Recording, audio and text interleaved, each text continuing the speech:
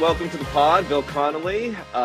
Good to have you here virtually. We've met a couple of times before, a couple Sloans ago. We were hanging out a bit. Neither one of us went this last Sloan, though. So did you regret the experience of not being there? Well, it's always, the conference is fine. There are at least a few memorable panels and whatnot at a given conference, but I miss the bars outside the conference on Thursday night, Friday night, Saturday night. That's when that's just when it becomes kind of a melting pot, and it's a lot of fun. So that part I absolutely missed. The conference, I don't know. Yeah. I think I told you that I was invited to the Jeff Ma dinner this year. For those who don't know, Jeff Ma, host of Bet the Process podcast, a book and a movie, Bringing Down the House. I think it was a book written about him as part of the MIT Blackjack team, and then a movie, 21. Although I found out because you were invited the prior year, and we're talking about like Nate Silver types are there, some other GMs and some big names. I thought that I had made it. I thought that I had gotten there. Unfortunately, I couldn't make it to the conference, but I also found out afterwards, I think he was just like throwing out invites left and right. I think this is like the B team was being allowed in, if not the C or the D team. So I still haven't made it to the A team. Maybe next year I can make it there. Well, and I was just kind of a tag along, so I can't really say I was part of the A team either, but I'll claim it. I mean, it's fine. You were like when actually I don't want to be too insulting. You're like when Andy Dalton makes multiple Pro Bowls because everyone's injured and they just can't they can't go eventually. And then you look it up and you're like 3-time Pro Bowler Andy Dalton. And you're thinking, how the hell did that happen? Yep, it happened, and it will always be on his resume. So it doesn't matter how you get there. All right. Well, Bill, I want to talk to you wrapping up, obviously, the college and NFL seasons. We're through that. We're through the draft.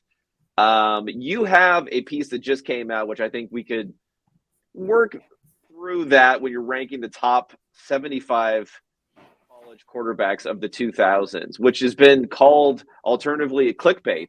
You're throwing out the clickbait here, I would love people to click on my pieces. So I know. That's kind of weird. You're like, or what was it? Subscribe bait. You have a lot of stuff going on. It's kind of like the point, I think, of the business. But so you got some people riled up with this one. I think we could talk about that generally, like what your methodology was for this.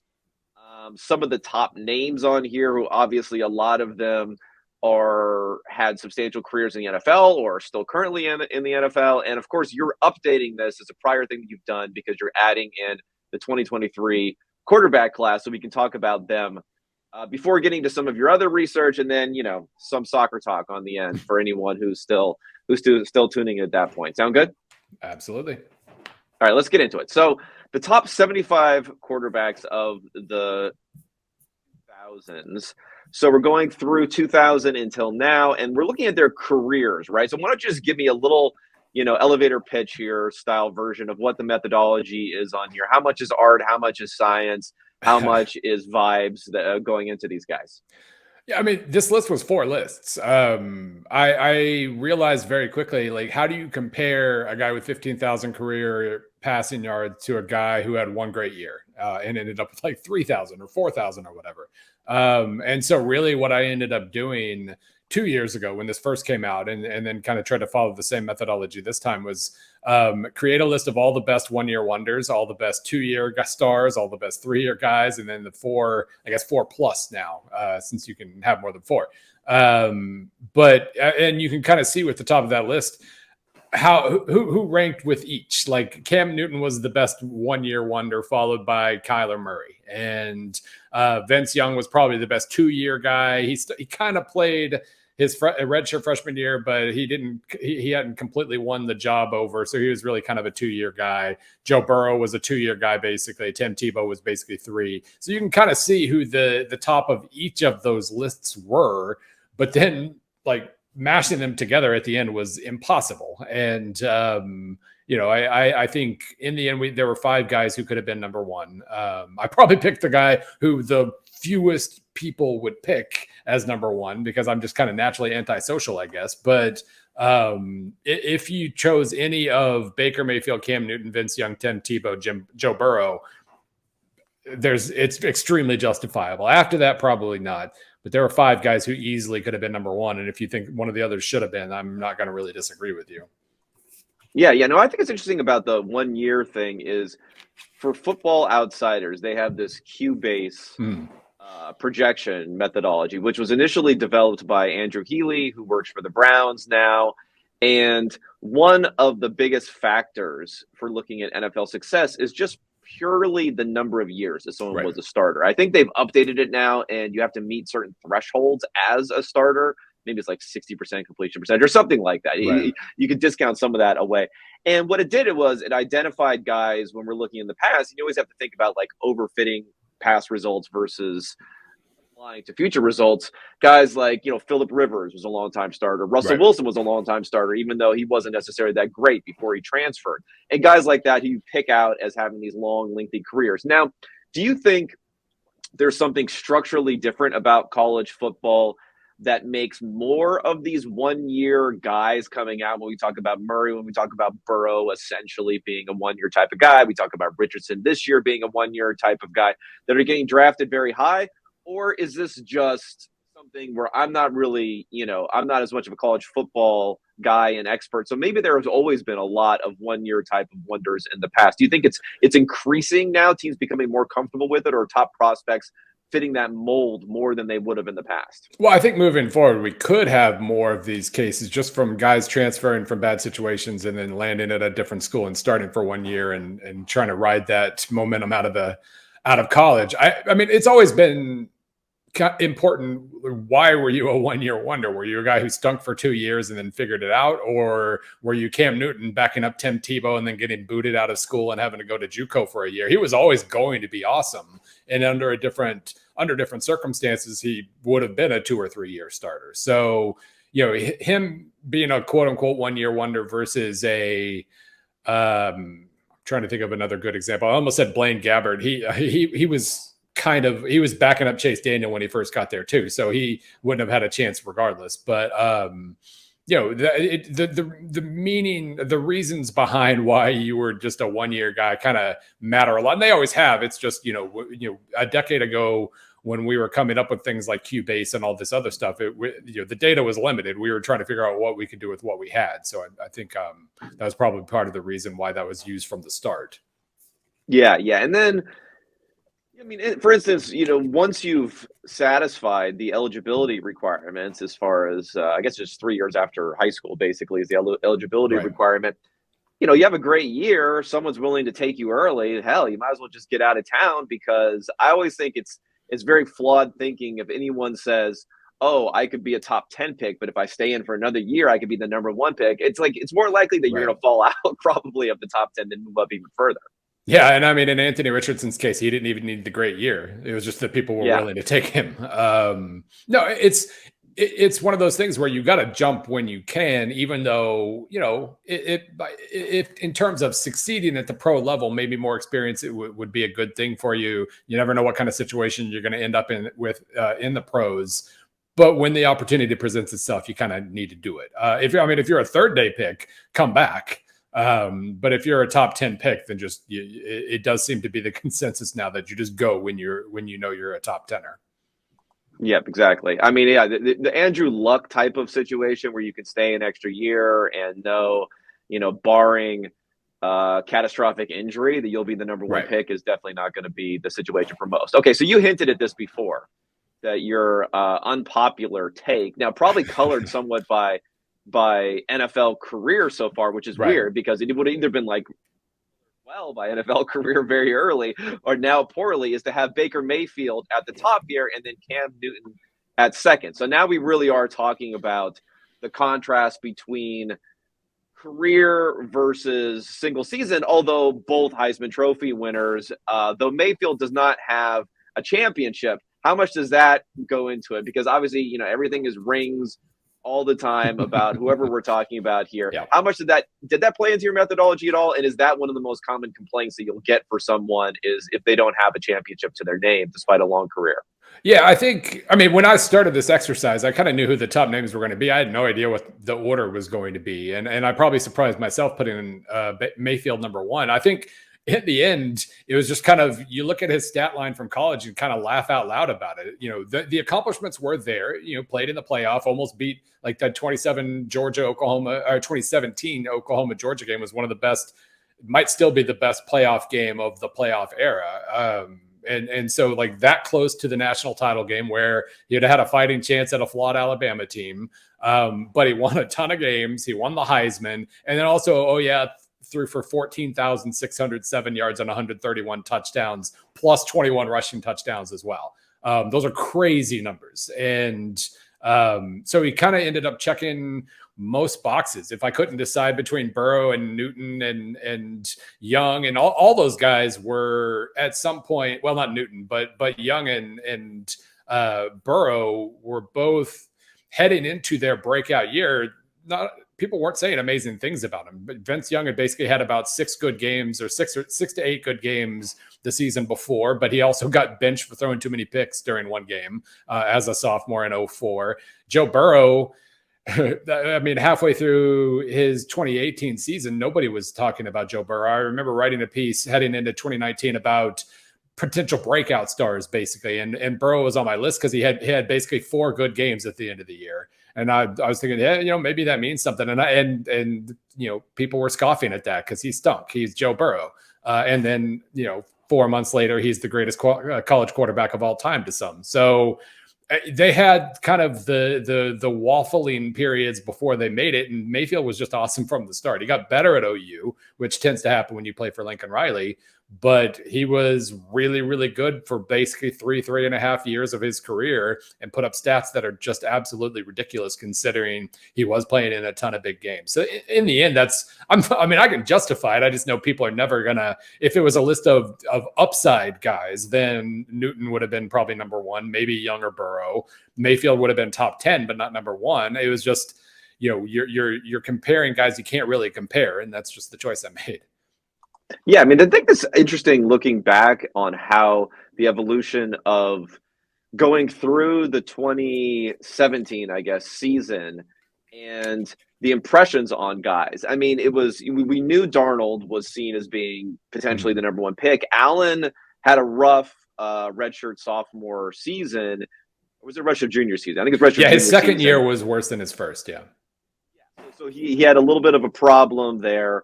Where I think if he had a solid year, he definitely could have been the number 1 pick. You had Rosen in there. You had Jackson, who, may have not been seen on the same level as those, but obviously the Heisman and everything else that he had there.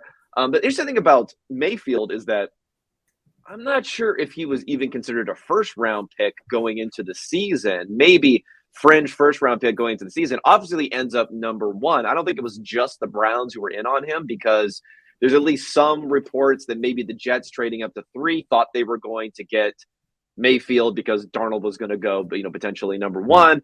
There's rumors about the Patriots thinking about trading up from this and that. But what's interesting for me about that, at least seeing the cycle of his perception is, and you mentioned it, looking at his junior year, I mean, the stats are off the chart in his junior year. So it's not like he had this breakout season, which then pushed him way up, and then people watched him, and then people got the scouting behind him.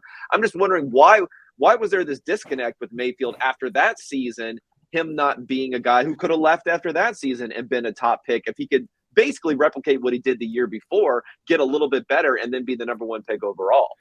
Yeah, I've always kind of wondered, the Browns were known as kind of analytics friendly, and maybe, coming out exactly when he did, it was a period where people were willing to kind of change how they look at the quarterback position. Obviously the Bills weren't, but some were.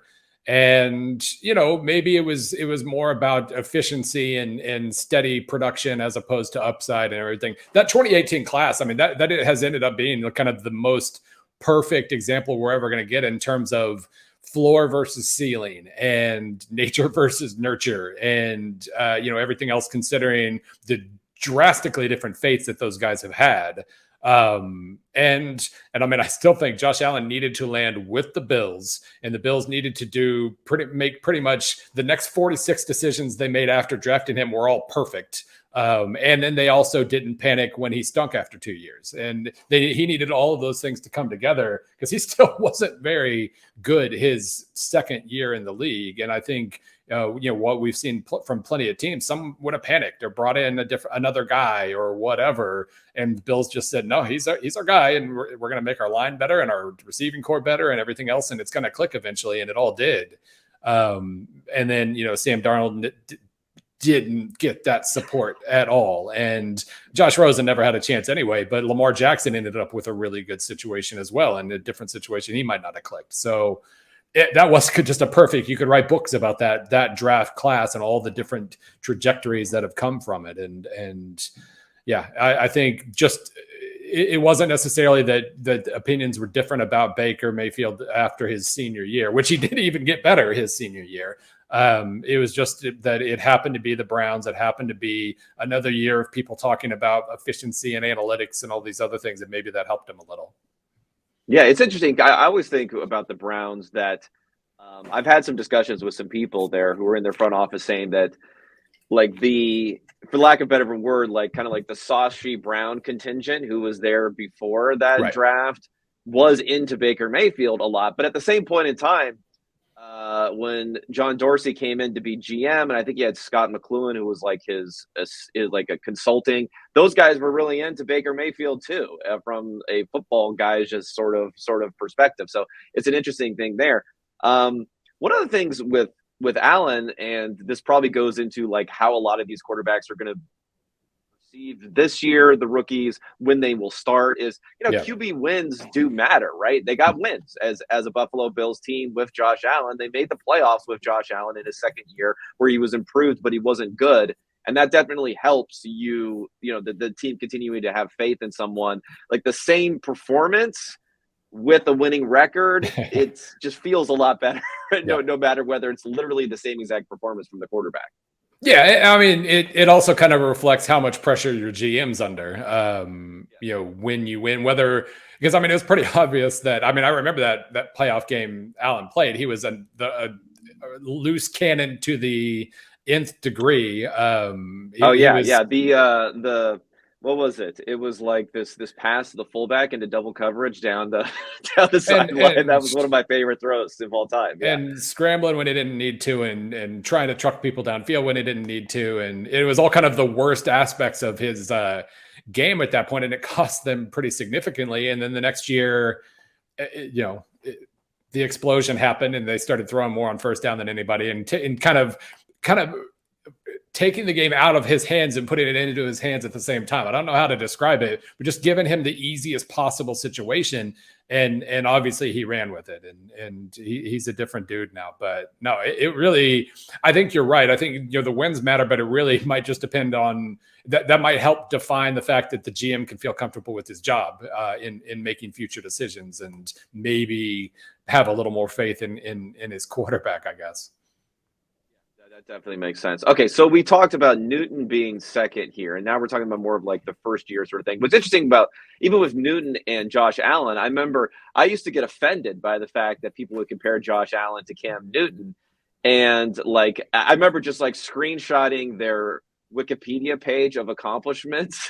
Right. It was, Cam Newton had all these, this long list of college and other accomplishments. And then Josh Allen was like MVP of the Tater Tot Bowl or something like that. And that was basically it. But now we flipped around on it. So now nobody knows anything. It goes back to it. But where do we rank this Newton season as far as like just the best all-time seasons from a quarterback? Well, I think I'm trying to remember. This was a couple of years ago, I guess, when LSU and Auburn played. I basically compared Cam's 2010 to Burrow's 2019. Because, I mean, that really, those two seasons were about as good as you're ever going to see.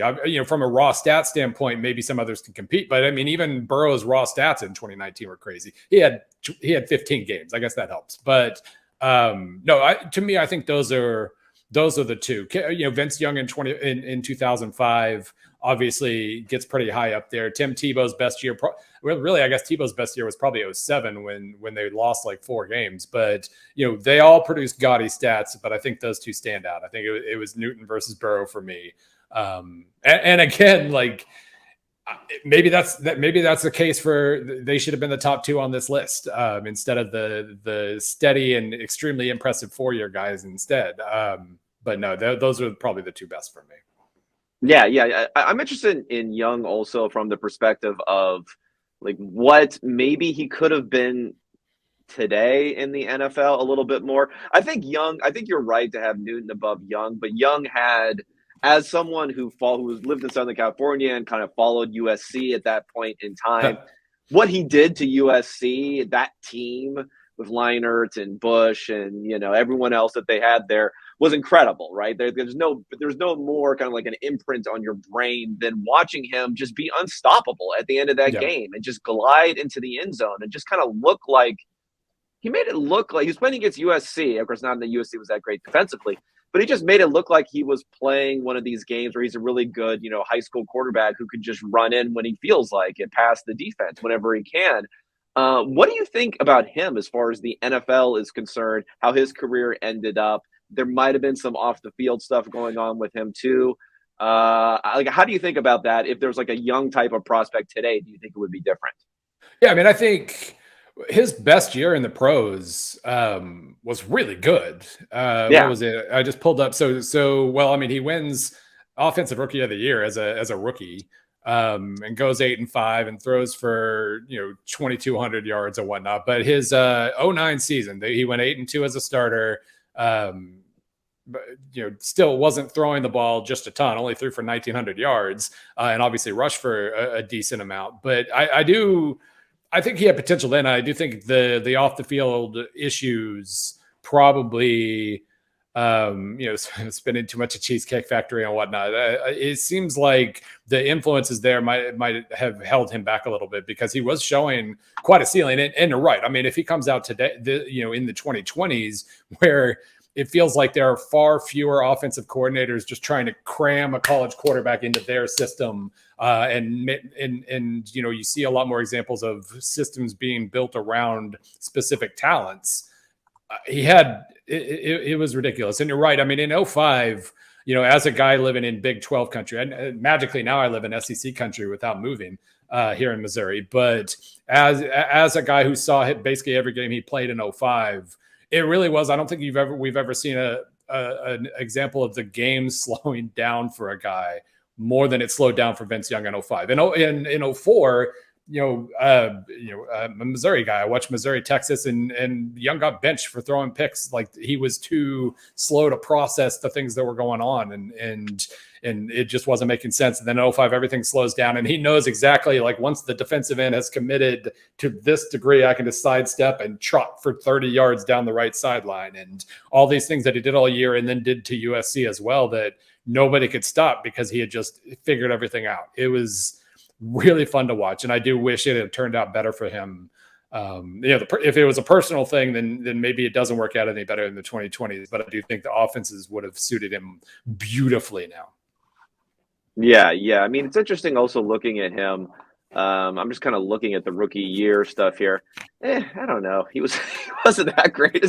I mean, got 51% completion percentage as a rookie. That's something there. But it looks like they had wins. This is a good QB wins situation here. Fourth quarter comebacks, 5-game winning drives. They end up going 8-5 when he's a quarterback. So he got a good little QB wins sort of bump there. Okay, I don't think we don't need to talk Tebow. We don't need to talk some of these other guys there, but maybe let's transition a little bit to the 2023 class, where you have those guys ranked here. I mean, I can just say you have Young at 19, Stroud at 20. You kind of, I love when you make these lists because you just kind of have two guys that you're like, they're about the same. I lean one over the other, and it's almost impossible to extricate them from each other because they're like built into your mind, part of the same draft class, everything like that. And they're at 19 and 20 here.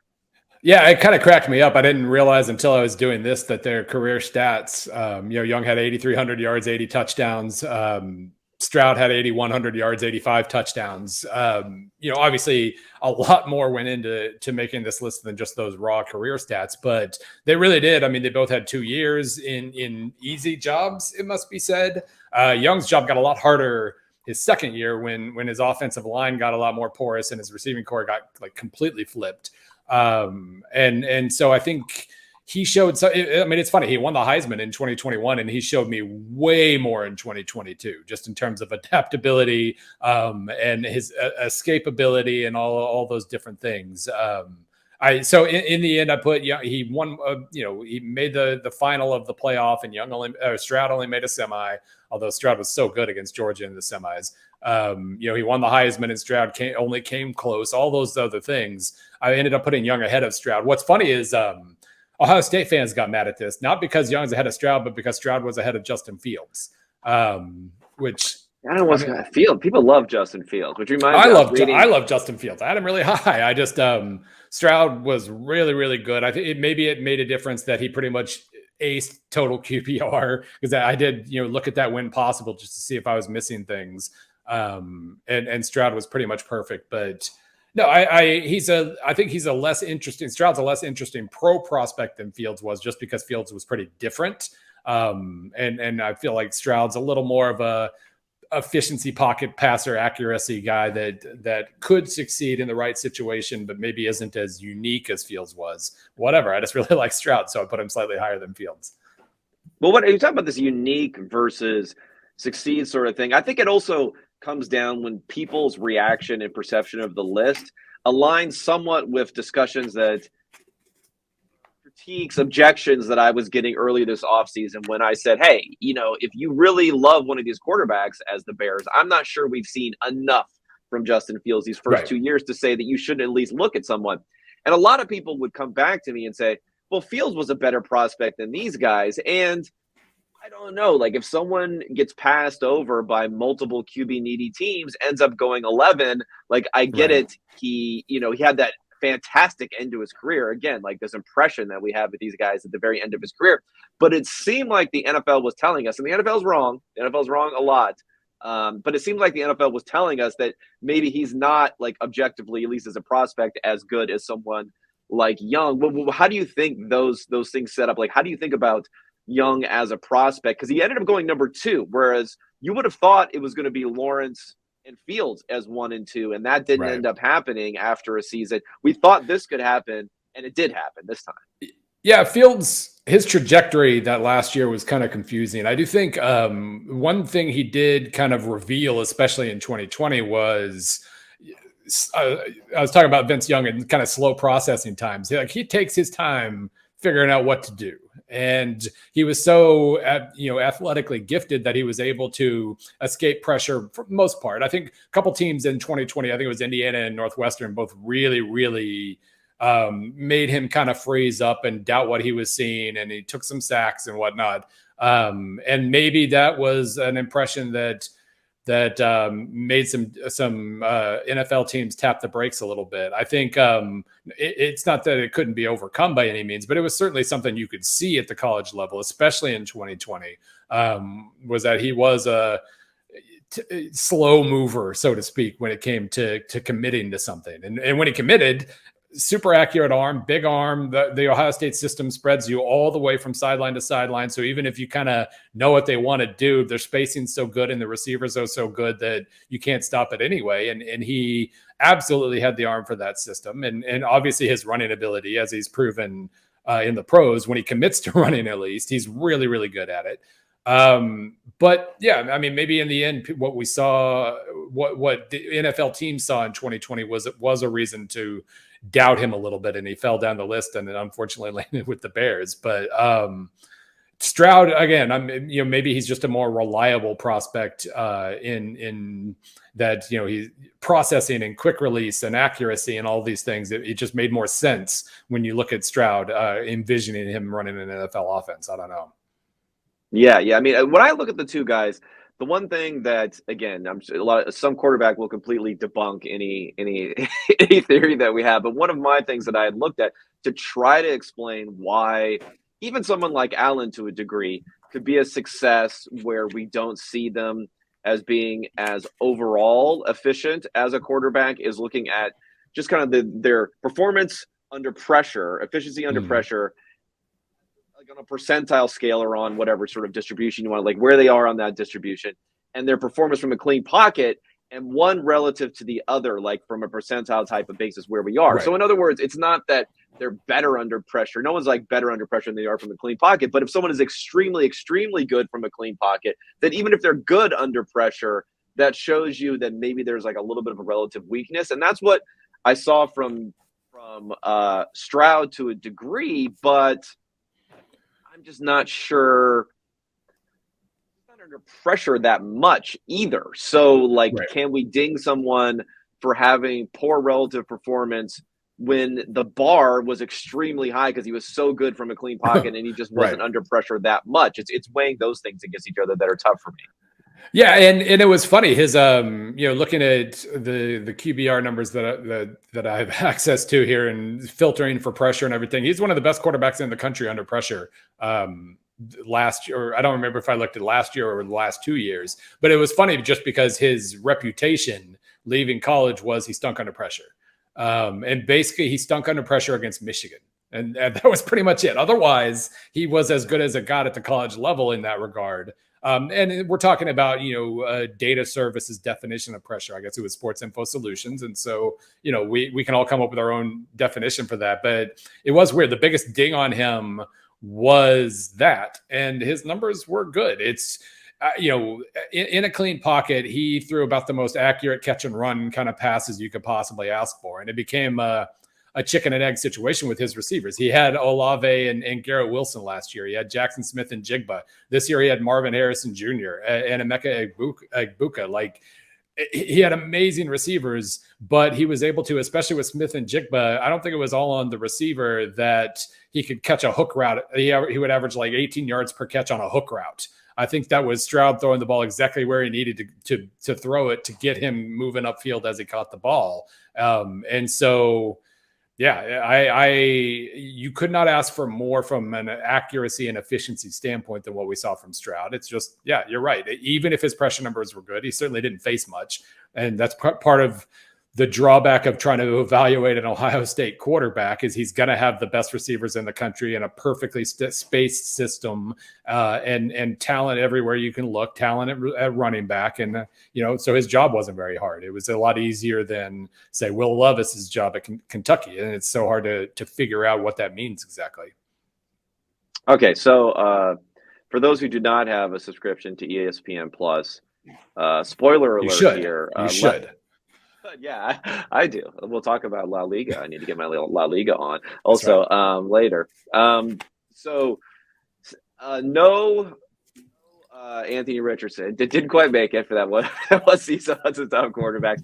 No Will Levis. Let's talk Levis a little bit first because his numbers, I looked at it relative, like his prior year to this final season. He was kind of better before. I don't know how much that matters. I don't know how you look at that. I mean, we have had some pretty big prospects. I think Darnold, we mentioned, we talked before, Allen kind of fell in his last season. Winston fell a ton. Like, he was unbelievably awesome as a redshirt freshman, and then as a redshirt sophomore, he fell a bit there. Like, how do you think about peak versus like final year versus career when you're looking at some of these guys? It's so hard because, I mean, my last impression of Levis was he just wasn't very good in 2022. He was also hurt. It was a foot or ankle, a foot, I think. And when they talk about some toe thing, thing is what is there, like they're acting like that's a problem in his evaluation, which is there ever been a quarterback who's like his toe, like he couldn't have a successful career because of his toe? It seems weird to me, but who knows? Like, it definitely can happen to other positional players, the turf toe type of, I don't know if it's turf toe, but that's the only thing I can think of is an aggravating injury that can have long-term effects. Right, but even long term doesn't mean like your career is Yeah. doomed because you got turf toe once. I mean, Yeah, he I can mean, I scramble a bit, but that's not going to be like his forte, basically, right. getting out there. So, yeah. Yeah, it was really hard because I mean at Penn State in 2020, I mean he couldn't beat out Sean Clifford. He got a chance at the starting job for a couple of games in 2020, and I mean I remember watching those games and thinking like it's clear this guy has a big arm. It's clear he has potential, but it just didn't happen. And he goes to Kentucky. He lands in an NFL friendly or pro style friendly system, whatever that really means in the 2020s. Now I don't know for sure what it does mean, but he still wasn't amazing, but he was good. Like when I saw him start to get like top 2 round kind of hype, I kind of rolled my eyes a little bit because it is the Josh Allen effect of, oh, he's got a big arm, top round. We immediately overreact to all that. But he was good, and he was good on passing downs. The kind of the playmaker downs where you're not just in a great system and always looking at 2nd and 3 or whatever. You got to go make a play. He was good, and he had Wan'Dale Robinson. He didn't have Ohio State's receiving core, but he had a better receiving core than he would have the next year. And so I accepted that I wasn't ever going to see a top 5 or 10 prospect in him, but I understood ceilings and whatnot and how people would be drawn to that. Last year, it was just such a blurred impression altogether. He was hurt. His top 2 receivers were freshmen. He just didn't, it was a much more difficult hand, and he did not play that hand very well at all. He was an extremely mediocre quarterback, I thought, last season. And so what, do we just ignore all that? I mean, he's probably, the one thing I was able, when I wrote about this in April, the one thing I was able to kind of conclude for sure is he's going to take a lot of hits. He does not try to escape pressure all that much. He trusts himself to make plays or to survive hits when he gets hit. And to me, that meant that the 2022 impression was probably worthwhile because he's going to be hurt. He's going to get dinged up quite a bit because he's that kind of guy. He's not going to slither out of hits very much. He's going to take them, and that's going to add up, and it could be a really, really big problem for him in the coming years. Yeah. I mean, he was a guy who got a lot worse when I track like sack to pressure rate. So he was Right. taking a lot of sacks under pressure where he hadn't been doing it as much before. Now, I don't think these guys are that similar, but another guy who had a 4-year career, although missed a decent amount of time his first couple of seasons, who was not seen very highly amongst like the draftnik community, or at least the amateur kind of Twitter, the social media draftnik community, was Justin Herbert. I don't think there's like Herbert and Levis are that similar. Maybe he's like a poor man's Herbert sort of situation, is having maybe some traits that could apply, not really living up to the performance, playing in this kind of system that's a little bit more wide open, so you don't know if it translates or not. And Herbert was a guy, obviously he went 6th overall. I remember specifically, like I was kind of, at PFF at the time, like people hated that pick. I think they gave it an F for that pick, which, it's a quarterback, right? So like, is there any chance with Levis of like, it's a quarterback, he has traits, he started for a while, he showed some stuff, and therefore maybe it's worth an early 2nd round pick? Because why not? Yeah, I mean, that is one thing that is important to remember is in the end, he wasn't a top 10 guy. I was reacting to like the ceiling of the hype for when I wrote that piece in April and everything else. Might have actually been interested, though. Sounds like the Colts might have legitimately be interested in him. I don't think, but I don't know if they would have taken him at 4. Maybe they would have traded back, but at least there's some possibility. Yeah, no, and I think so. Comparing his 2021 season to Justin Herbert's last season, Herbert was 67% completion, 3,400 yards. I pulled this is on Sports Reference, so I don't have total QBR, but 157 passer rating. And Levis was 2,800 yards, but 66% completion, 148 passer rating. Maybe that's similar enough. He threw 13 picks, and Herbert only threw 6. I felt like watching Herbert that year that he was a little lucky. I think my joke when I was writing about that class was just that every single game, like there are going to be 2 or 3 passes where the announcer's like, wow, I'm not really sure what he saw there. But then if you survive those, everything else was good. Because he was in a pretty limited system. Mario Cristobal's offensive, even when he makes a good offensive coordinator hire, like he hired Joe Moorhead, I think the year after Herbert in out at Oregon, he seems to really just rely on physicality and conservatism and quarterbacks don't seem to produce everything they could when Mario Cristobal is their head coach. And that's something he's going to have to figure out with Tyler Van Dyke, who had a miserable season this year or last year under Cristobal. He was, I think, hurt a little bit too. But regardless, yes, you could say looking back that Herbert's offensive system maybe held him back a little bit. He still had great numbers that were better numbers than what Levis produced in 2021. So, yeah, I think it was certainly – Herbert was a much more justifiable top 10 pick than Levis would have been, even though I did kind of have my concerns about Herbert too. Yeah, I think it was interesting about Herbert is it was a shortened – well, he played as a freshman, right? Mm-hmm. It was 8 games as a freshman, and he was okay. He was perfectly fine for a freshman. Yep. He's pretty good as a freshman. And then his sophomore year, he kind of seemed like he was going to take that jump. And then he got injured in that season. He had, just to go back to – I'll have to lashing. I'll give myself lashings after this, but using good old quarterback rating on this, a 167.5 on that season, 10 adjusted yards per attempt. So like his best season in a shortened season there, he did like legitimately look like he was on this stamp number 1 overall pick on him type of trajectory. I feel like at one point, including all of the traits.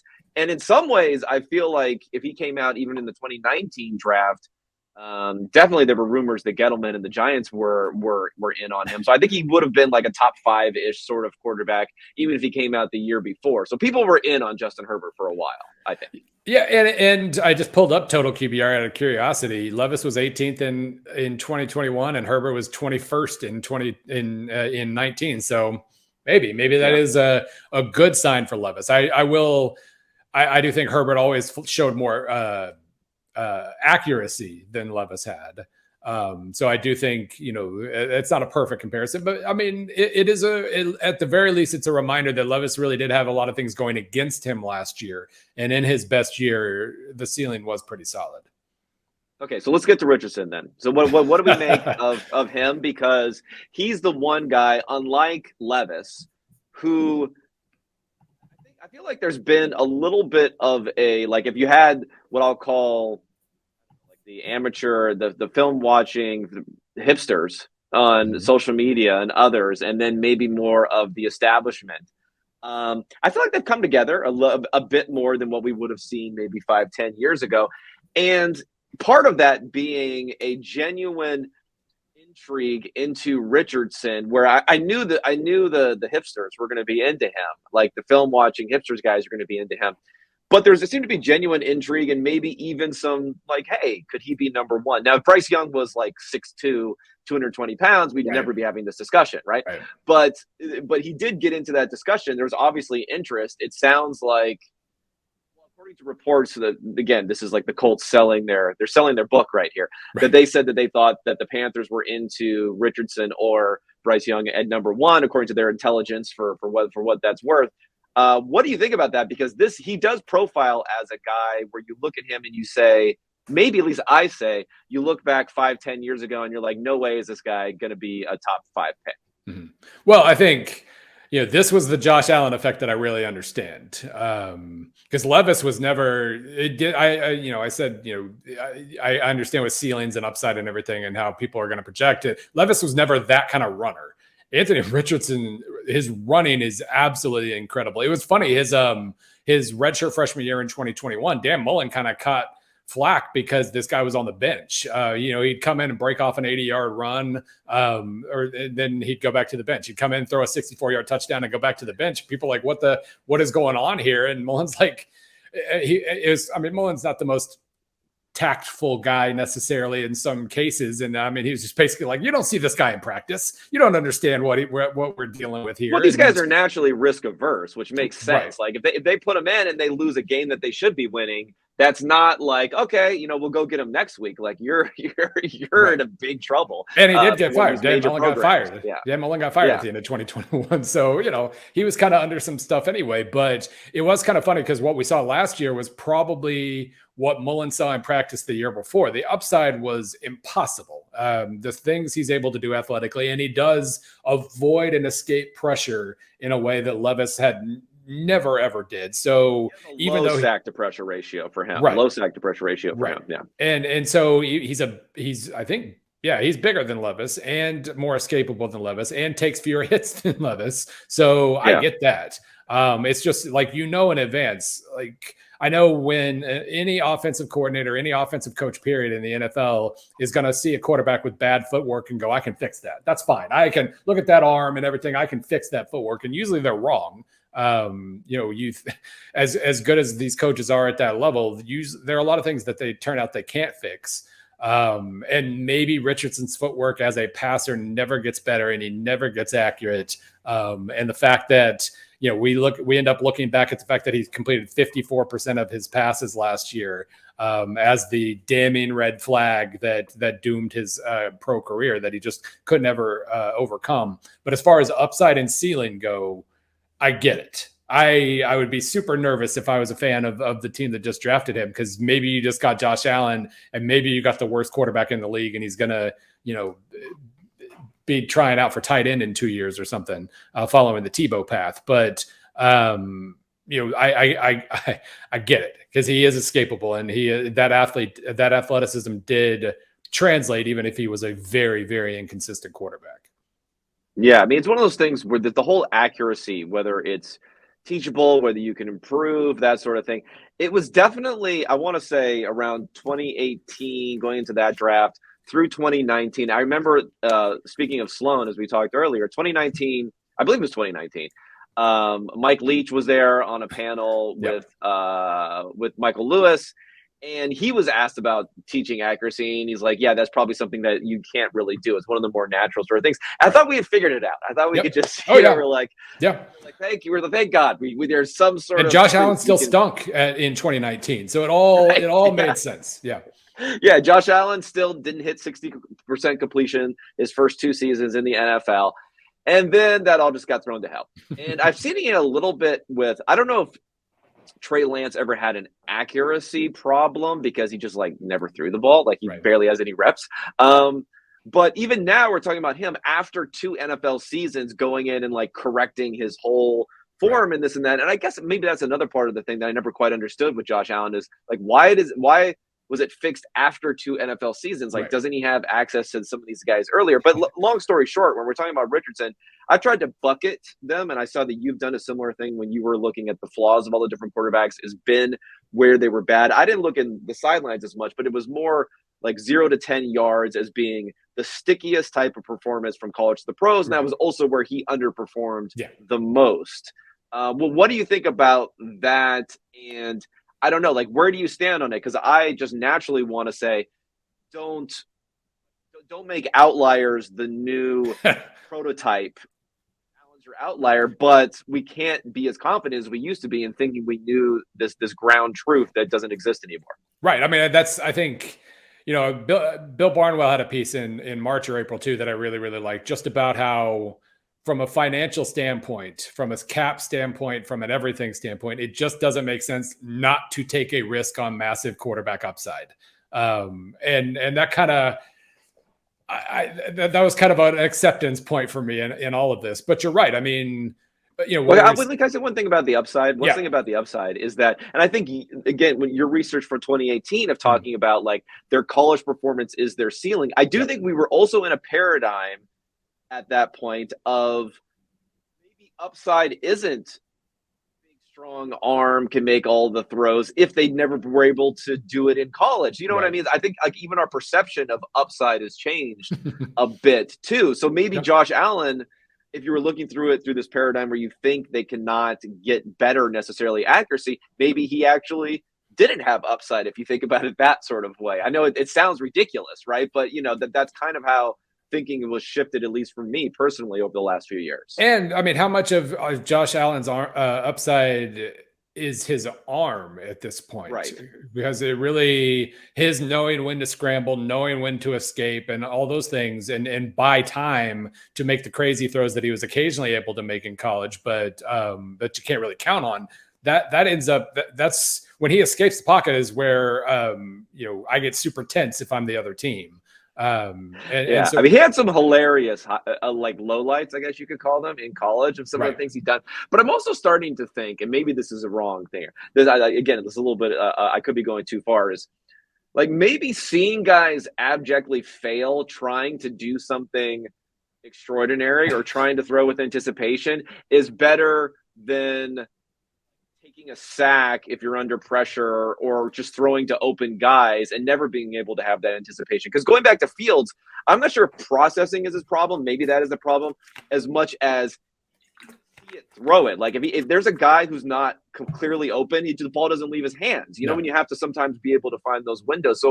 So maybe he like never in college, he didn't take those chances. So we don't know. So maybe it'd be better to have a quarterback who failed at some things in college, but at least you know they'll eventually get better potentially, I guess. I remember Jameis Winston, when he was coming out, I remember reading something about how, the fact that he threw a lot of interceptions in 2014 is a good thing because he was looking downfield and he was, trusting his arm and throwing into tight windows. And I didn't buy that. Those galaxy brain takes that are coming in there. And Watson threw a lot of interceptions his final season. Also, I mean, he went up a bit too. Deshaun Watson. Oh, Watson, yeah. And Watson had a lot of upside too. I guess Winston did too in 2013. But I mean, I can kind of see what they're thinking there, because you had at that exact time period, you had Sam Bradford checking down on every single pass he ever threw at the pro level. And he was a brilliant college quarterback who took what was given. And I don't remember how many interceptions he threw, but it wasn't many. So I understood the thought process there.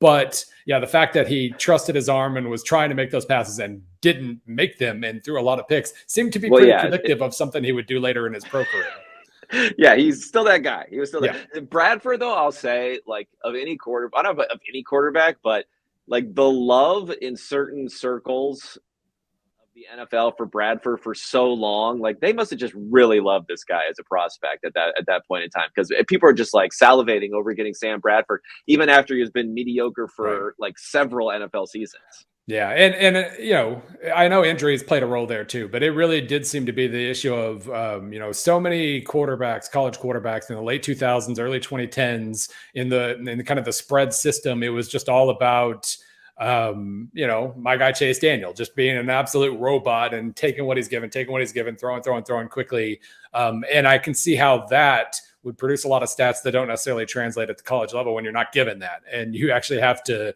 make harder throws more frequently. And they never really proved they could do that. And Bradford, what was it, an elbow problem? I know he had a knee.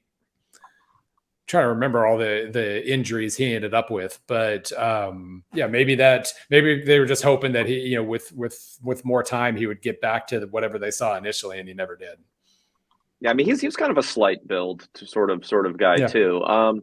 Quickly on the 2022 class, which obviously was not 2018 or 2023 or 2021 in terms of the quarterback picks that were coming out here. You had Pickett rated 60th in your top 75 here.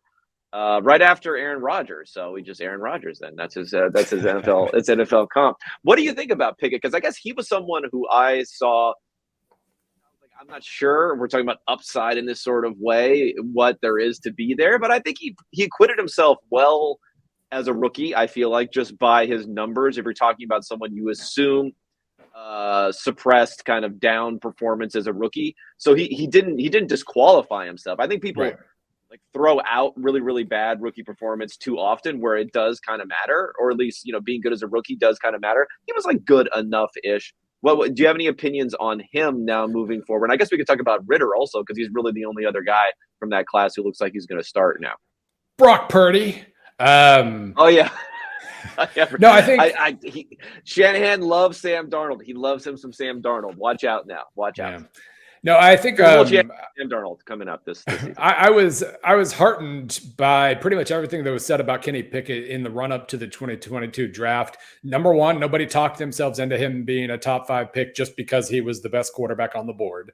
They seemed pretty realistic, and everything you heard about him was, high floor, questionable ceiling. And, Baker Mayfield, basically. Baker Mayfield had the highest floor of anybody in the 2018 class and succeeded quickly. And quickly hit his ceiling, especially when defenses realized he was just good enough that they actually had to kind of figure him out. Then they figured him out, and he had nothing left at that point. Maybe it's the same thing with Pickett. Maybe he's just his floor was very high, and so he was able to get. I know it's the case with Brock Purdy. That was pretty much him at Iowa State. Was high floor, extremely competent. The end. And that's still my guess of what we'll see in the end of Brock Purdy's career. Whenever that happens at the pro level, was he was able to very quickly land with a quarterback friendly coach who got the most out of him immediately, and there was never anything more to get out of him. So, well, we've already done the Nick Mullins thing, right, with Shanahan, so, right? Yeah.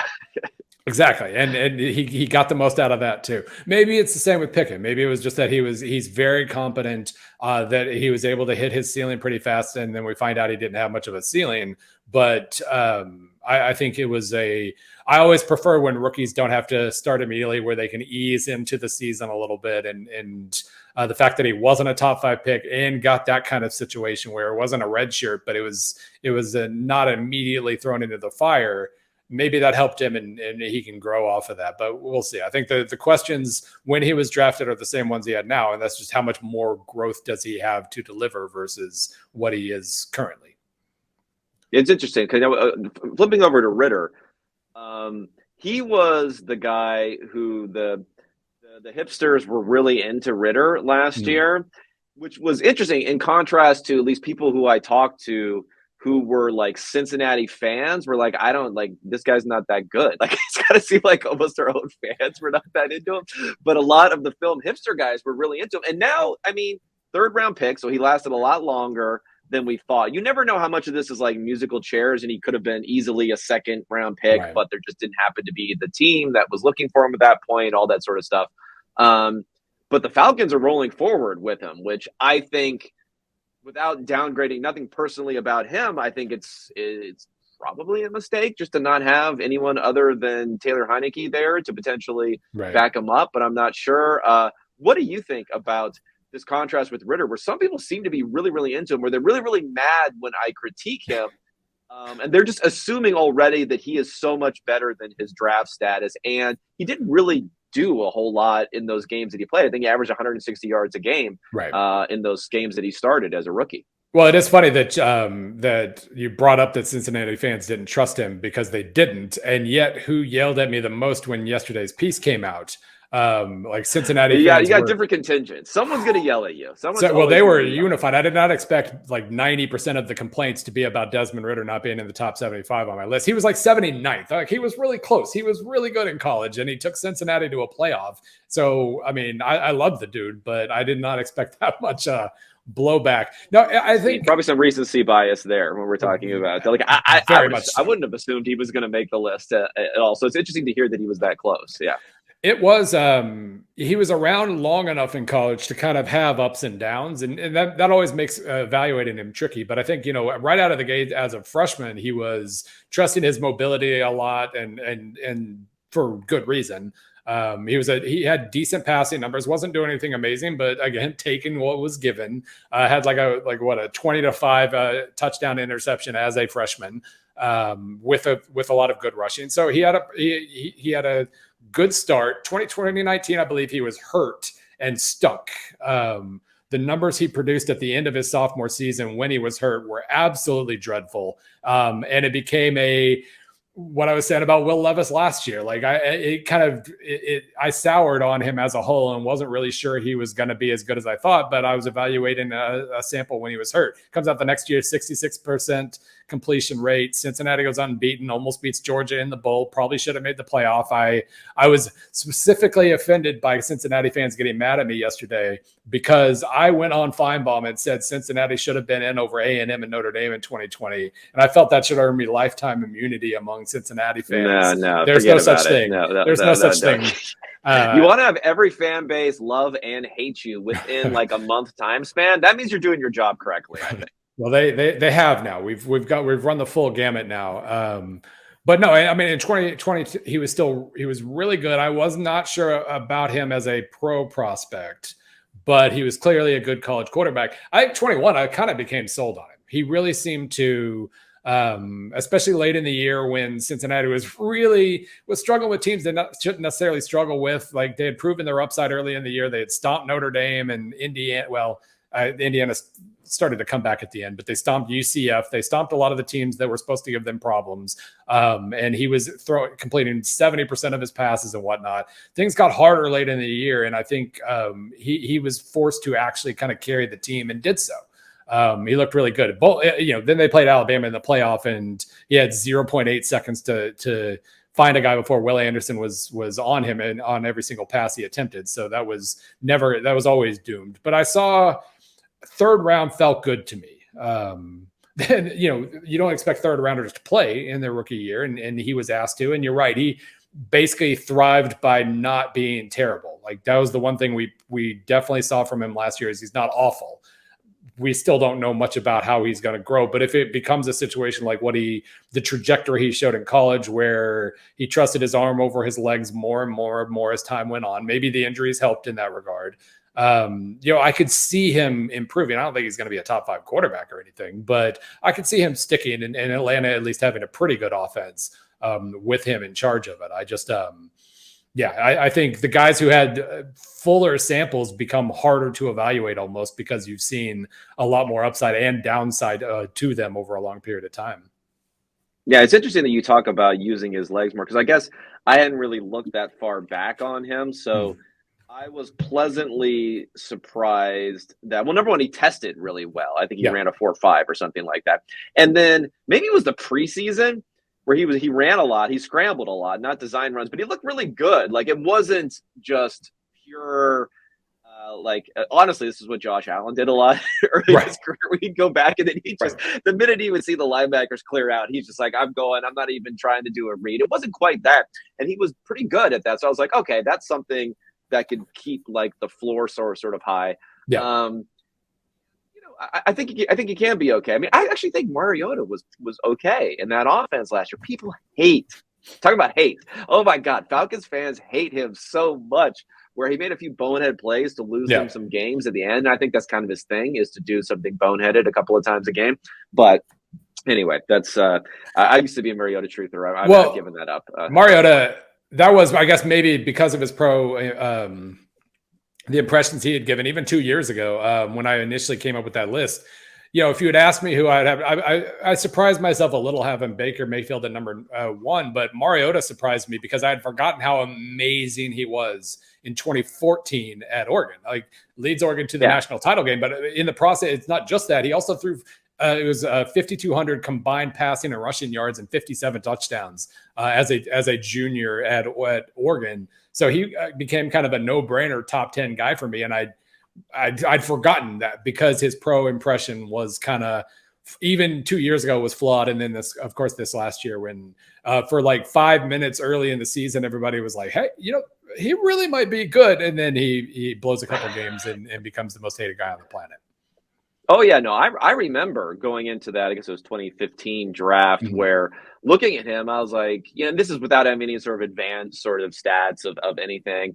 And you're like, hey, this guy could be like one of the best prospects ever by some of these numbers. I mean, it was incredible. It's obviously way better than Winston, but Winston had that one really solid year, and he had like the scouting type of stuff more on his side and the system, potential questions and all that sort of stuff. But yeah, Mariota was really, really strong coming out. All right, let's transition in here. Do you have a little bit more time here that we can talk some soccer? So let's talk some soccer. And I'm going to use you as my guide, as being someone who now, way too many years late, has made a transition pretty hardcore, embarrassingly, into international soccer.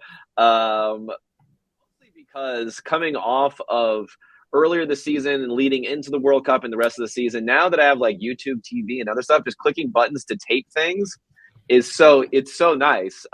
It's also added benefit that I stay off of Twitter. Nothing is spoiled that much when I'm taping things, which keeps me off of Twitter more, which again is another upside there. But now I'm all in. Now I have like 7 streaming services. I don't know what the hell I'm doing. I'm watching 5 different things at the same time. There's leagues and tiers and everywhere. So okay, help me out here. I think I'm doing okay. As a numbers-based guy, I think I have a like an intuition for how to look at the sport Okay. without having to even look at any stats in a way. But how do you look at it? Because you write about it too, probably not as in a quantitative as a way as you write about other sports. Do you think that's the way to go? Or do you want to get like into like what about the stat landscape? How do we get into that for soccer? Well, I do think, I mean, it was funny. I wrote about when I was at SB Nation, I wrote some soccer stuff. During the World Cup, I would write stuff. And during, I went to Bayern Munich for a week in 2015 and all this. So, I mean, I've always enjoyed soccer. I've always liked writing about it, but I You get the never, company to pay for that? You get the company to pay for that trip there? uh, I mean, once I didn't get to go All back to right. Munich. Great. But the one Nice. time I got to go That's to good. England Yeah. once and Germany once, and that was pretty great. That's pretty sweet. Um, Go ahead. But no, like basically, my problem with writing about soccer and generally is I couldn't tell if I was full of crap or not with my impressions Probably because the most people stats. who write about sports, but yeah. Yeah, I realize not everybody cares, but I do care, like if I'm really full of it or not. And in the mid 2010s, even like not very long ago, there was nothing. It was goals and assists that you could find online, Right. and there was just absolutely nothing to work with. Obviously, having the sports reference folks put together what they put together has been amazing. But the moment I walked in the door at ESPN, we've got our True Media dashboard or whatever. I'm like, oh, there's a soccer tab. I introduced myself to the soccer editor and threw like 38 ideas at him immediately. And I've basically been writing a soccer piece a week for 3 years now, more or less. It has been really fun. It has been, and I will say stats are a huge part of it, just from the perspective of I've spent, if I have a strength from a stat level, it's not necessarily, it's definitely not being better at math than everybody else, but it's basically figuring out, through watching, through talking to coaches and everything else, figuring out exactly what really matters, how the game is played, and then figuring out the best way to measure that with whatever tools I've got here and there. And 15 years ago, that was just raw football play-by-play. Now, we have access to charting data, and it's gotten better football-wise. It's also gotten better soccer-wise. There's just good stuff there. And I think it's kind of the second generation now of soccer stats, in that we've come to realize how important possession can be and how important XG can be, and we've also come to realize that is not in any way, shape, or form the full story. And so it's kind of a fun place to be. And I think where I've kind of landed with stats and soccer in general is what I've noticed when I'm writing is the first thing I look at is it's almost like an efficiency and explosiveness thing, like in football. It's shots per possession is efficiency, XG per shot is explosiveness. Then you've got the actual finishing component in that, Leo Messi and Erling Haaland are always going to overachieve their XG, but then, I won't mention any on the other side, but the other guys won't. That's just the way it's going to be. So, it's been kind of a fun landscape to figure out, but I think stats absolutely help pretty significantly in just figuring out, possession's great, but you got to actually create stuff from it. And not everybody, the U.S. national team can. And others are really, really good at that. And it's been really fun to just feel like I'm in 2012 with soccer. Like where I was with football in about 2012 is where I am now with soccer. And it's been a fun discovery process.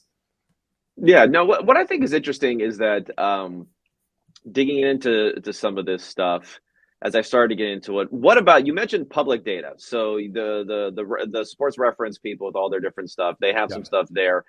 But at the same point in time, like how much of this can you apply across different leagues? How much of this can you think about, like teammate effects are a huge deal in football, and they're also a big deal in soccer because you don't have unique, and like the rotations are are so different. Like you don't get a chance to get a little mix of playing with everyone. You don't really in the NBA or in hockey, but it's better, right? Than you're going to get as far as how those are being mixed up.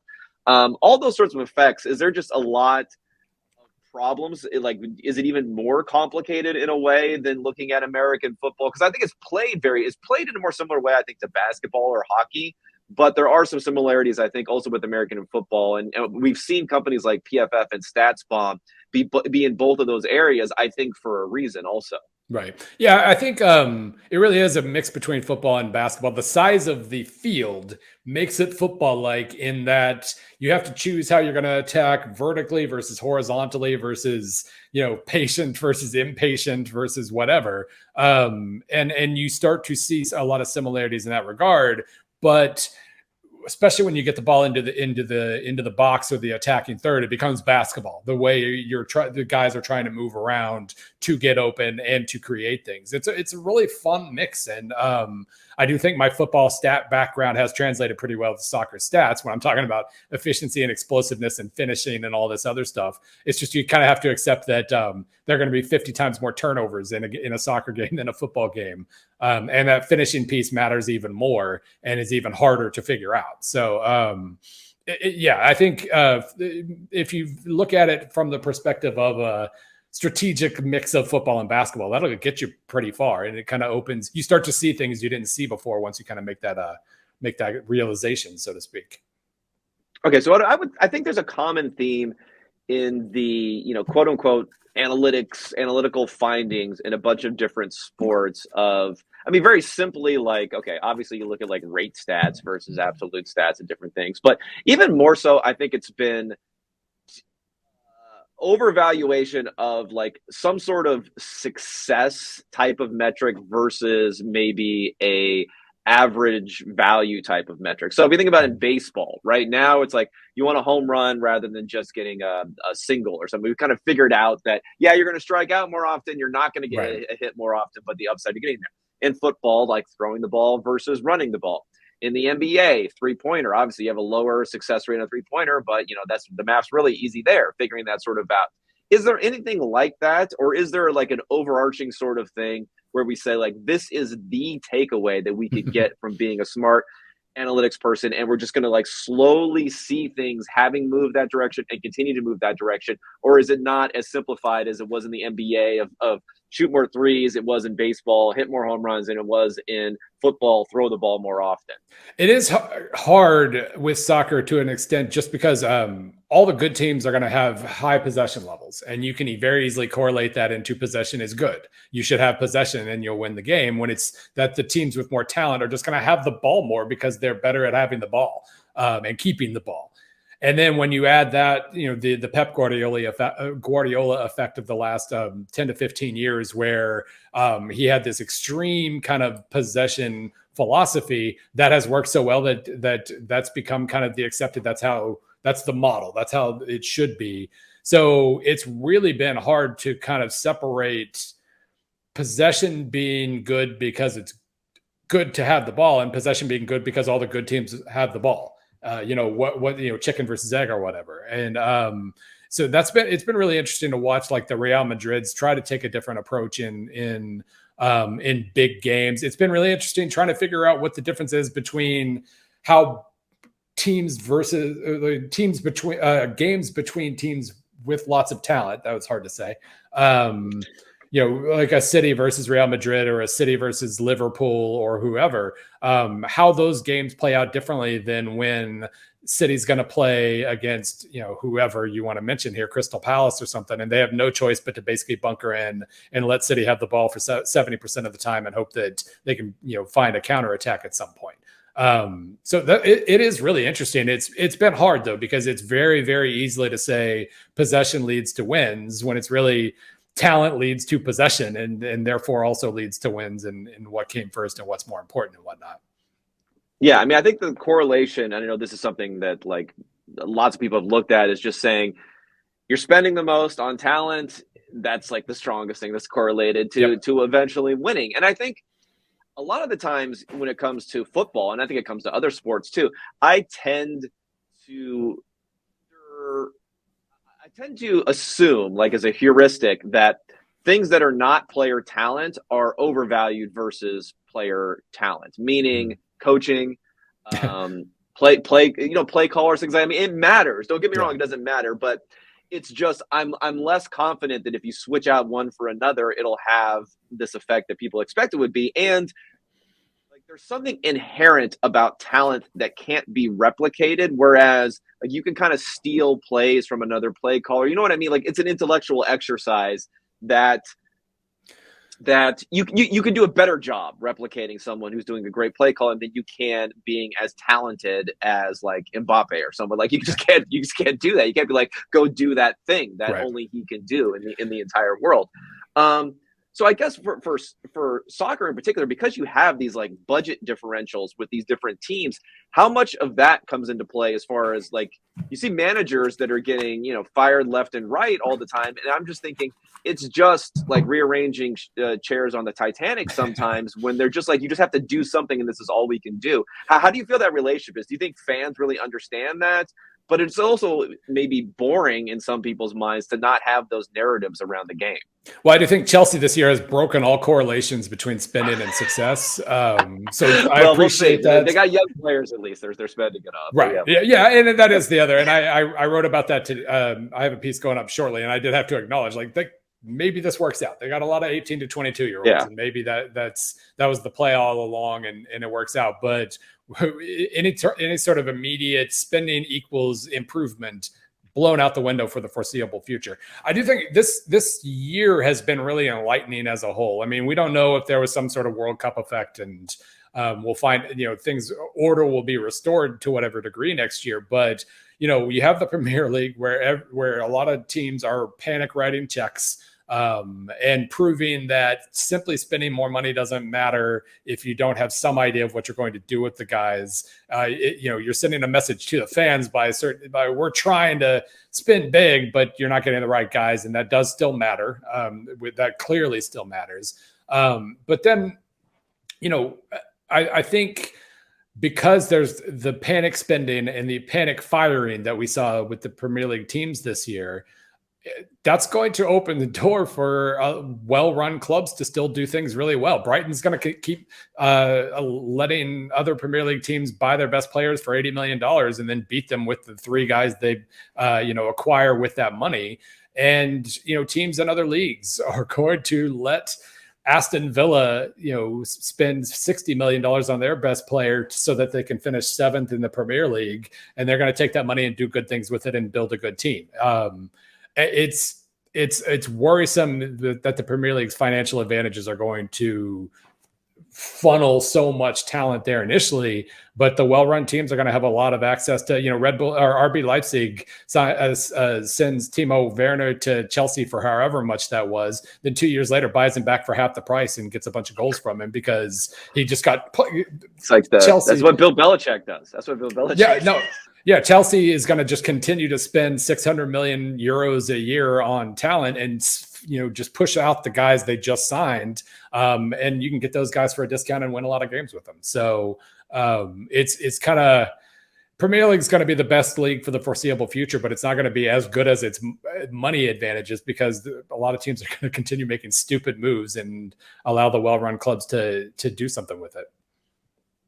A couple of teams in the Premier League that I'm interested in because I want to talk about Brighton that you mentioned, who I've kind of adopted a little bit as a fandom too, which is interesting because when I initially watched them, I thought maybe this like high possession game wasn't really an analytical thing to do, but then they actually have really good players. Yeah. It wasn't like it was anyway. So then there's them. And then I think Brentford is another interesting contrast between these two teams. I think they're both smart. They do things in very different ways as far as how they play. I would say Brentford maybe plays with more of a model that you would assume like you would use if you couldn't compete on having the best players. You'd like get a bunch of goals on set pieces. You'd get guys who could score other sort of ways other than having to have this high possession sort of game. But like when I'm looking at those two teams, I think I might be overconfident and not looking at base rates enough where I'm just like assuming they're going to be able to continue the success and they're not just going to get relegated out of the Premier League in another year or two like you would traditionally see from any teams who have been promoted. Yeah. Do you think there's actually a sustainable success? I mean, I do think they're smart. I do think like Brighton has a ton of work that's gone into their recruitment and the data for their recruitment there, which probably gives them a sustainable advantage. but is it going to be enough, or Right. will will we be overconfident in kind of the benefits teams can get by adopting these lessons? Yeah, it's kind of these two teams. It's like the difference between analytics and being analytical. Brighton is extremely analytical in their moves. They already have their next, like, this guy's going to be good, and when he leaves, here are the three names we're going to go after. They've just been able to stay a step ahead in replacing guys before they have to replace them. Get the guys they want, get them for better prices because they're not desperate.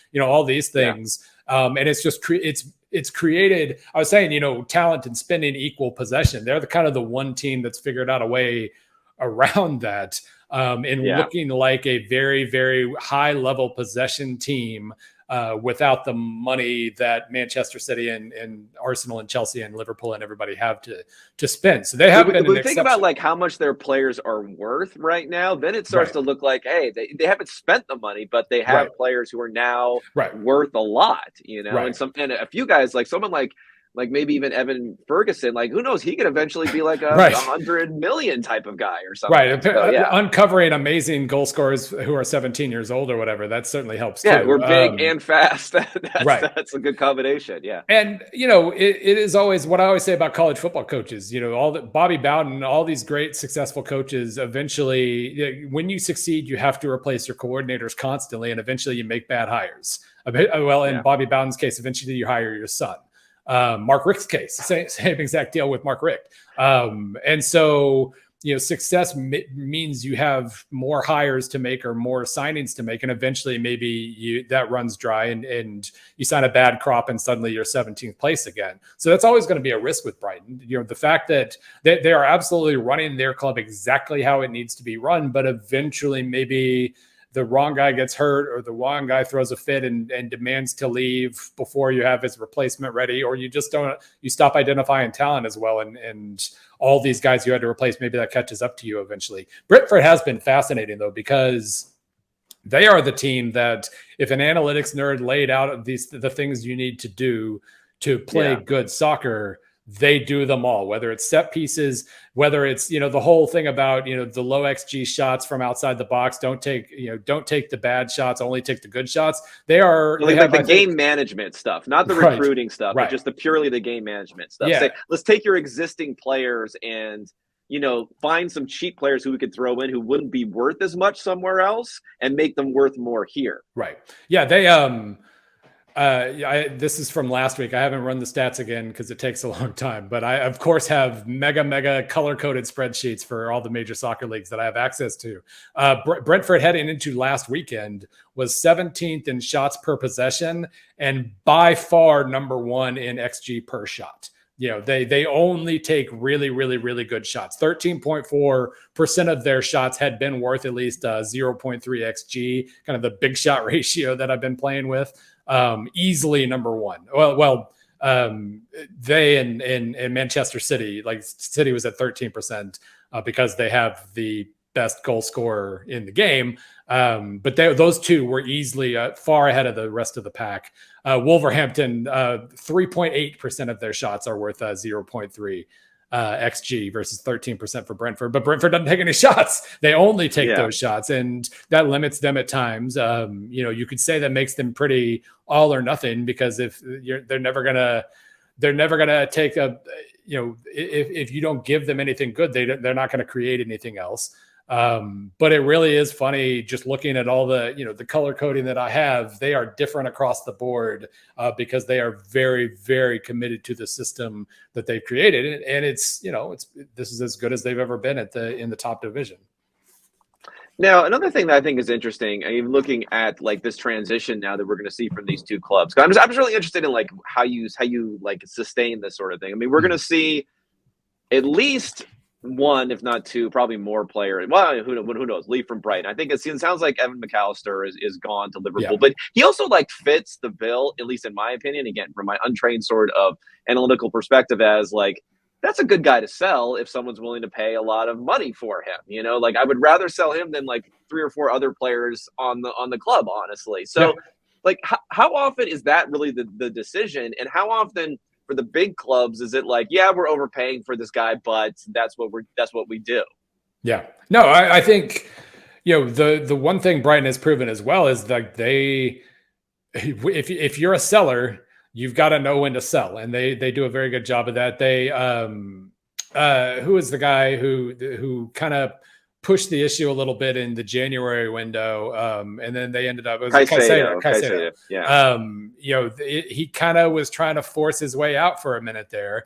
And they basically said, we're not ready to sell you, therefore we're not going to. Like, talk to us again in a few months. We'll sign you to a better deal so you make more money now, and then we'll sell you when we've got your replacement. And now, it made him happy long enough that it's going to work out for him, assuming he doesn't tear up both knees on the last game of the season or whatever. So, yeah, I mean, having a level of discipline and just knowing, never getting so married to your players that you turn down $100 million check or whatever.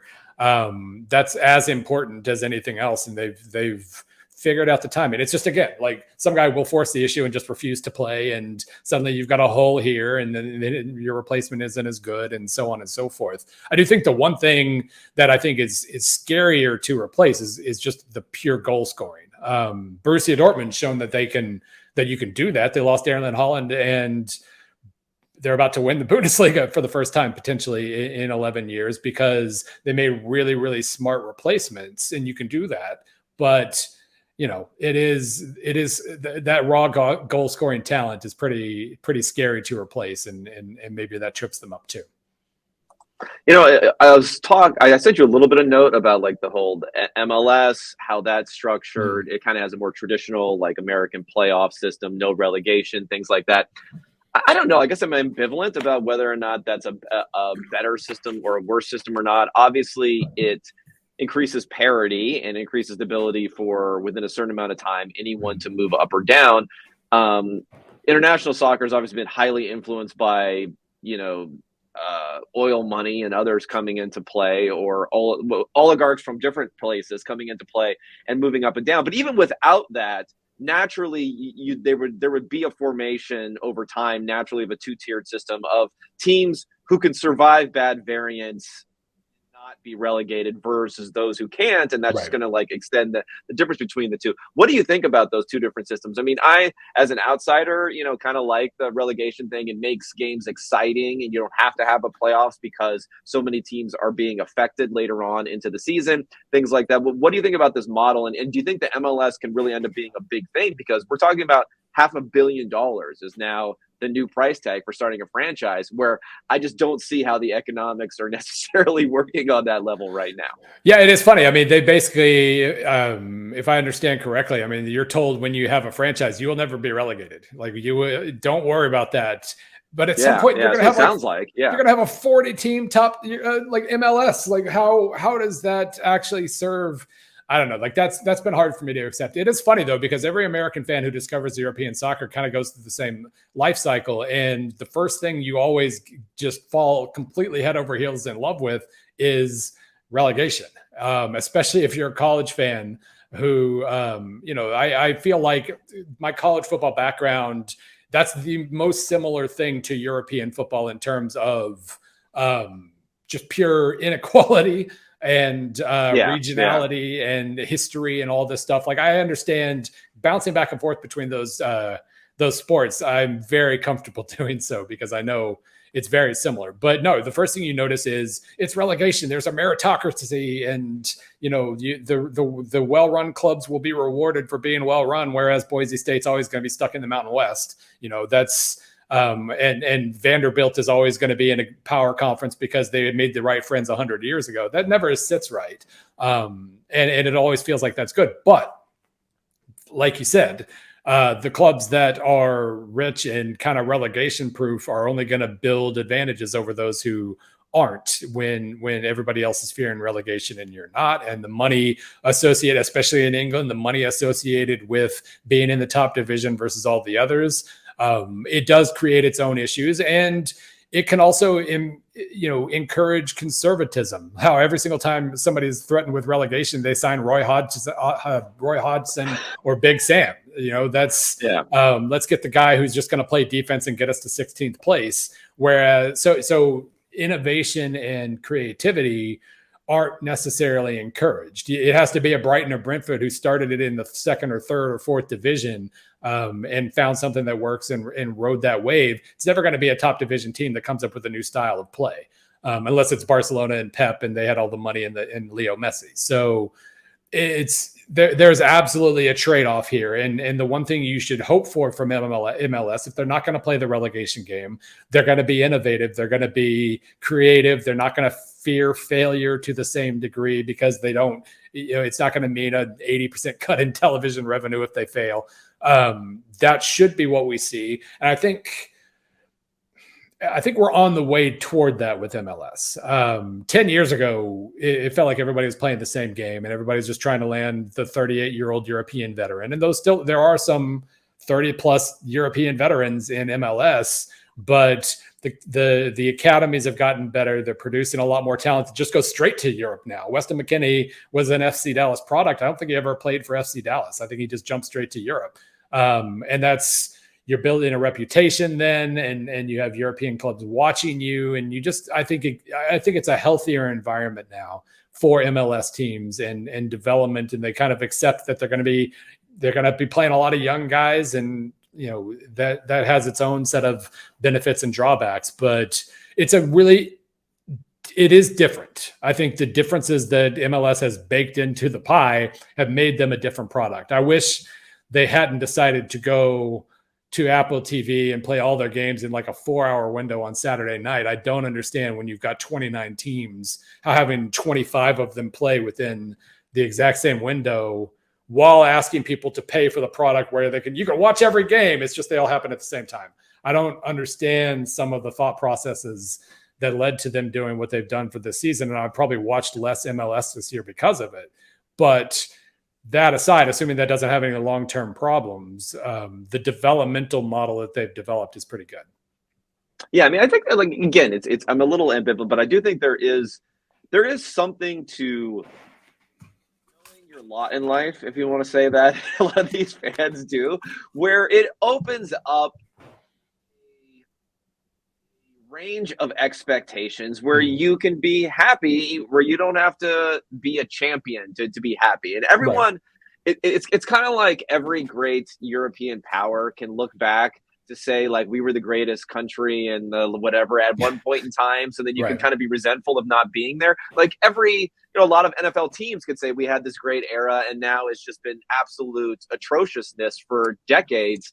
Where that wouldn't be the case. Like every season, there would be at least something to be engaged with a little bit more than some of these teams where it hasn't been there. So I guess the last question I have from you when it comes to this is, can any team make this jump in a relegation system to being a top whatever team who hasn't already been established over the course of decades or doesn't have a benefactor come in and buy the team? Is it possible to eventually make that move, or you just can't be a profit-seeking venture and do something like that? I mean, in terms of joining the ruling class, basically, that's kind of what you're thinking? Is basically starting like the top six. Can there be so? I guess now we're going to have Newcastle in there because again, they have a benefactor who's going to get in there. But could someone else get into this, or could someone in that sort of realm? Thinking about Europe as a whole and not the Premier League. There's more there's more spots. Right. Premier League is insane, like how deep it is compared to these other leagues as far as the top. I think I'm trying to think like you can absolutely become a top 30, one of the 30 best clubs in Europe. You can absolutely, I think, become one of the 20 best. I mean, Brighton's right now probably in the teens. Sustainable though, I guess we'll see on that. Well, but I mean, the first question is how far can you rise in one fell swoop? Brighton's now 11th in 538's ratings. So that's the first part is like, can you achieve that kind of ceiling? But the way this has worked, even historically, it's worse now than it's ever been in terms of inequality. But historically, like Aberdeen won the Cup Winners' Cup. They beat Real Madrid in 1983. It was this famous upset. Their manager, Sir Alex Ferguson, then goes to Manchester United. Aberdeen hasn't done anything since he left. Like you lose your bet if you have a standout manager, you lose him to a big club. If you have a standout player, you lose him to a big club, and eventually you can't replace him. So it is it's waves for everybody else. Manchester City can have all the money and hire the best coach in the world and just stay right at the top of the sport for a really long period of time. Bayern can win 10 straight Bundesliga titles because of their institutional advantages. Everybody else is trying to ride a wave and maybe steal a title every so often. But that's still the difference between, like, you need a Leicester season. You need, for college football, you need a 2007 every so often just to remind people that it can happen. You don't expect, South Florida was number 2 in the country in 2007 for like 1 to 2 weeks. And that was their shiny moment as a program. And it was amazing. And they kind of lived off of that adrenaline for a long period of time, even though they ended up like 9-4 that year. It's kind of the same way Brighton's going to live off this for a long time. Union Berlin, the Union Berlin stole my heart because, I mean, number one, I got accidentally drunk in their parking lot after a game last year. And it was just the greatest day. The weather was perfect. It was amazing. But even beyond that, like, they're playing defense and counterattacking with super fast guys. And they're going to be, they still got to win this last weekend, but they could be in the Champions League next year. And if they're not, Freiburg is out of the Bundesliga. Kind of the same story, just a regional club with the same manager for 20 years and beloved by the locals and all this stuff. Like, you can still have those peaks occasionally, even if you know a valley's going to follow, and it still makes such a huge difference just to know that you can still have those momentary peaks. But, as far as building Brighton into a permanent top 10 club in Europe, eventually it would happen if they continue to replenish guys and get better. It's just so hard to do that. Yeah. I mean, it'll be interesting. I'm also interested, just my own experiment with myself, to see whether or not I can like stick with fandom when a team, or if a team starts doing things I don't agree with, right, and starts doing things poorly. But I think they're set up well, at least for them. And I think for Brentford also, like, you could say fundamentally they were actually even better than what their records were, what their rankings were, this season. So it's less likely it's like one of these weird variance things where you then get knocked out after that. Okay, so this is it. I've taken so much of your time, Bill. Do you want to? We got your weekly soccer pieces coming out. What else we got this summer that you want to plug? And then, of course, everything else coming into this year at ESPN. This week I kind of is back in fifth gear for me. With the previews will start up. The Power Conference previews will start up every Friday. There's a new division preview. Well, now that we're getting rid of divisions, do you have a calendar laid out with everything on the exact days you have everything done? Naturally, it's a spreadsheet, but yes, there is, and it's a lot. But there are typically my soccer pieces go up on Thursdays. This week is different, I think, but I'll have my updated SP Plus ratings out this Thursday. So everything's coming together again. I actually took an honest to God vacation for 2 weeks in early May, and now we're cranking it back up. The content machine never really stops for all that long. Yeah. I'm in a similar circumstance here where I'm kind of like, okay, I have a little bit of a lull here, but at the same point, it's like, you still got to put some stuff out there. There's still always stuff to talk about. Okay, everyone, if you're not following Bill, if you're even at all a college football or soccer fan, follow Bill at ESPN _Bill C. And thanks so much for your time, my friend. Absolutely. Thank you.